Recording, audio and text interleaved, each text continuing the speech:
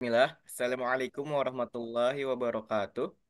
Alhamdulillahilladzi anzalal qur'ana hidayatan wa hudan linnas wa rahmatan lil mu'minin wa shifaa'an lima fis sudur wa tafriqan bainal haqqi wal batil wa basyiran wa nadhira wa bayyinatin minal huda wal furqan. Allahumma shalli wa sallim wa barik ala Muhammadin wa ala alihi wa sahbihi ajmain. Halo pemirsa Fakta Channel dimanapun kalian berada.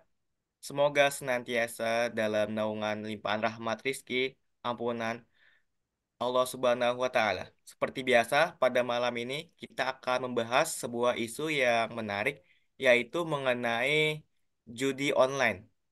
Judi online klasik versus judi online modern.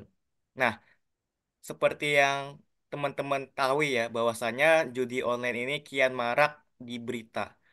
Bahkan dampaknya itu bisa mengakibatkan orang yang terjerat judi atau misalnya hutang itu bahkan bisa bunuh diri gitu. Nah, kemudian transaksi judi online itu sendiri menurut data itu sudah menembus rekor tertinggi. Berdasarkan data Pusat Pelaporan dan Analisis Transaksi Keuangan (PPATK), transaksi judi online warga Indonesia mencapai 327 triliun pada tahun 2023. Nah, jumlah ini melonjak signifikan dalam 5 tahun terakhir yang tercatat dari tahun 2018 yang hanya sebesar 3,97 triliun.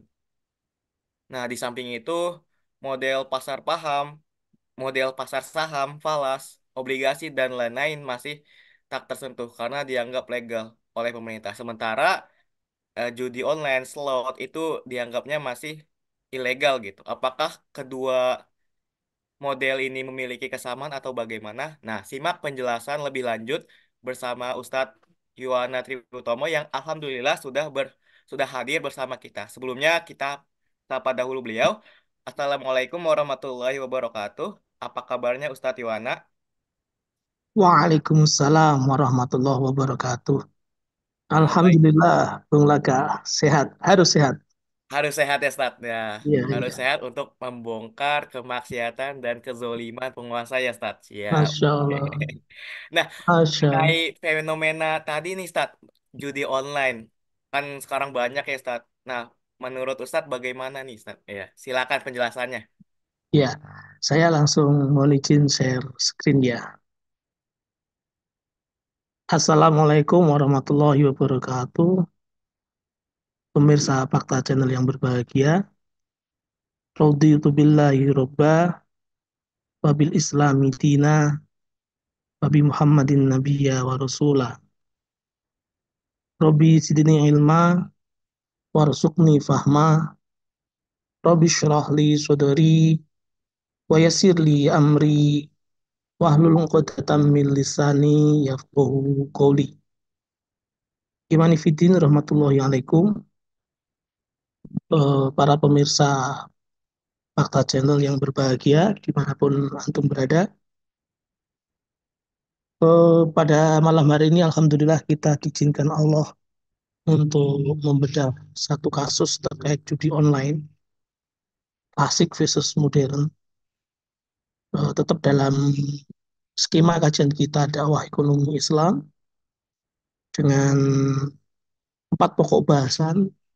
Tadi di awal sempat disinggung oleh Bung Laka, informasi berita, kemudian fakta judi, baik klasik, online maupun modern, terus nanti pandangan sistem ekonomi Islam seperti apa, terakhir tentu eh, dakwah ekonomi Islam.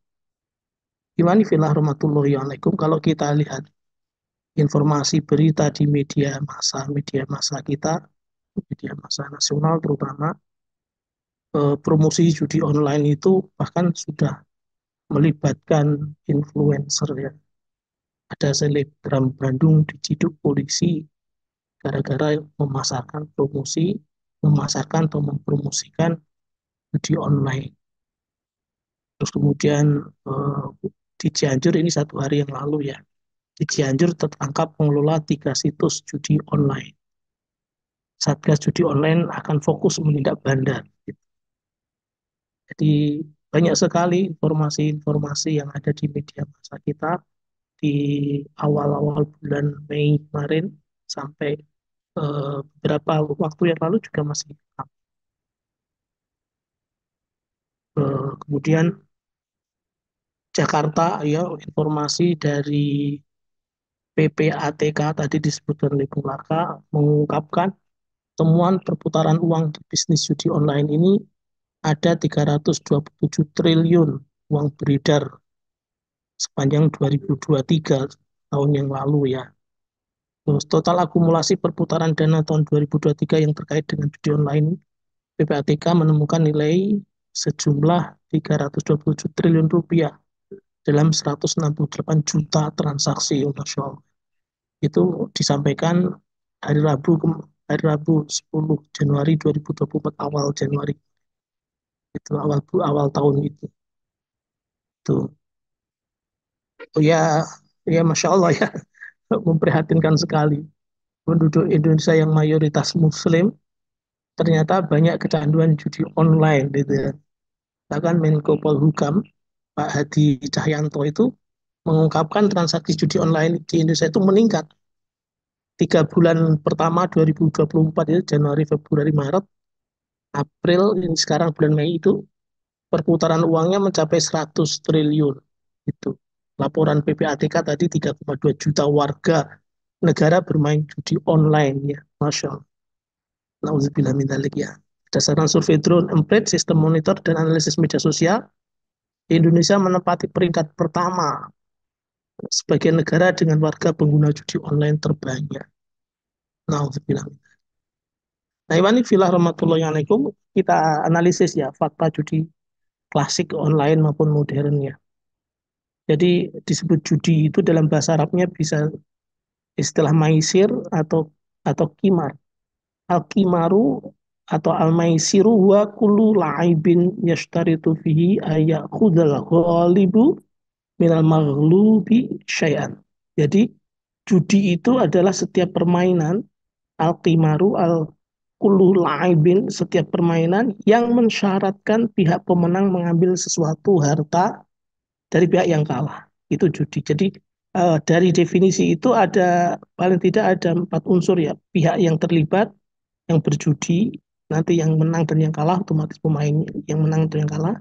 Terus harta yang disetorkan untuk taruhannya, harta bisa macam-macam, bisa uang, bisa HP, mungkin bahkan laptop dan lain sebagainya oleh para peserta. Kemudian ada permainan di situ yang permainan itu bisa menyebabkan diketahuinya siapa yang menang, siapa yang kalah. Untuk kemudian pertarungan. Biasanya permainan itu juga muncul juga perlombaan, lomba-lomba. Apakah lomba voli, lomba sepak bola, dan lain sebagainya. Terus kemudian ada pihak yang menang dan ada pihak yang kalah. Yang menang ambil harta dari yang kalah tadi. Nah, Iwani Filah, rahmatullahi alaikum. Contoh-contoh judi misalnya permainan kelereng dulu waktu masih kecil mungkin ya. Permainan anak-anak itu. Tapi ya kita kan nggak tahu kalau itu judi.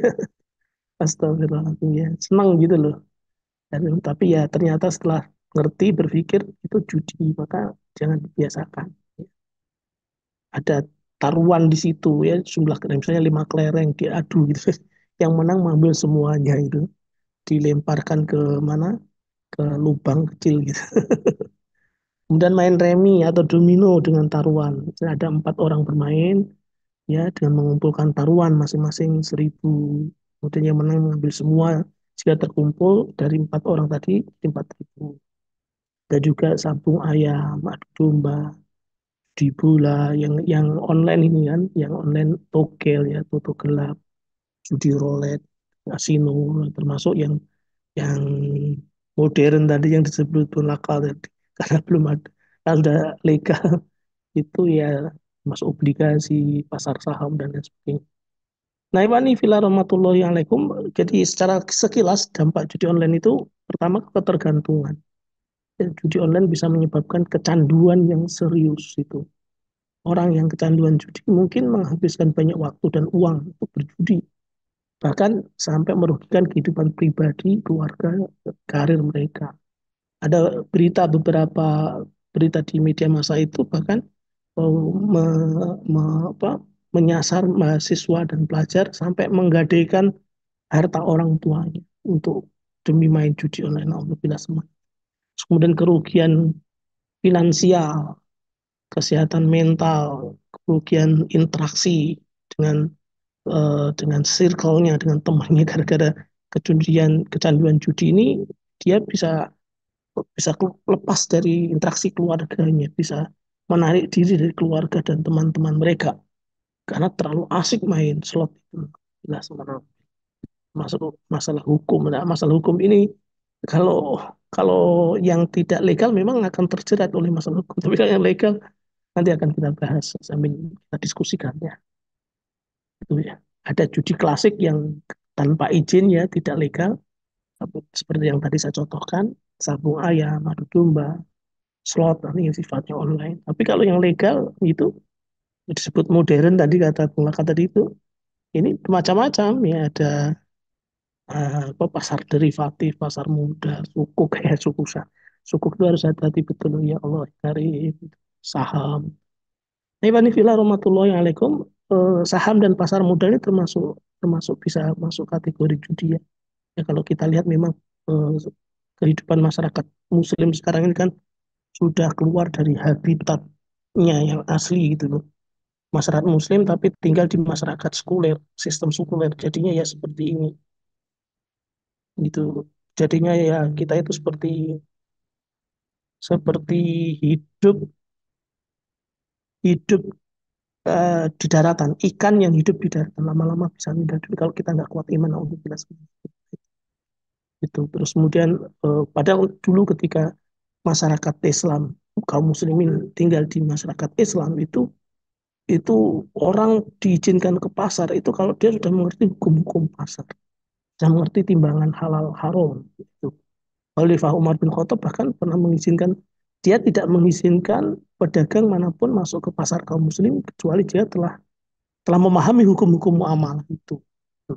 Tapi setelah Turki Utsmani runtuh tahun 1924, kondisi itu berubah total.